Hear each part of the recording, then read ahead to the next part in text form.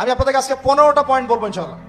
এই রমাজানের প্রস্তুতি নাম্বার 1, আমি সেটা বলি। রমাজানের প্রস্তুতি নাম্বার 1 হচ্ছে যত দুনিয়াবি কাজ আছে সেই কাজগুলোকে কমিয়ে ফেলবো। 2 নাম্বারটা হচ্ছে রোজা রাখার মতো রোজা রাখতে হবে। 3 নাম্বার হচ্ছে রোজা রাখার জন্য আমাদের সাহারি করতে হয়, ইফতার করতে হয়। তো আল্লাহর ওয়াস্তে সাহারি এবং ইফতারে মুসলমানের মতো খাবার খাবেন, জানোয়ারের মতো খাবার খাবেন। 4 নাম্বার হচ্ছে রমাদান মাস মানেই কোরআন। রমাদান মাস মানে কি? এই রমাজানে আমরা সবাই বেশি থেকে বেশি কোরআন তেলাওয়াত করবো ইনশাআল্লাহ। 5 নাম্বার হচ্ছে রমাদান মাসে, একটু ধৈর্য ধরেন, রমাদান মাসে আমরা ফরজ ইবাদত গুলোকে সর্বোচ্চ গুরুত্ব দিব ইনশাআল্লাহ। 6 নাম্বার হচ্ছে ফরজের পাশাপাশি সুন্নত এবং নফলের পাবন্দি। 7 নাম্বার হচ্ছে আমরা কোনো অবস্থায় হারাম কোনো রিজিকে যাব না। 8 নাম্বার হচ্ছে আমরা রমজান মাসে সবার জাকাত গুলো দিয়ে দিব ইনশাআল্লাহ। 9 নাম্বার জাকাত ছাড়াও আমরা বেশি বেশি দান সদকা করবো ইনশাআল্লাহ।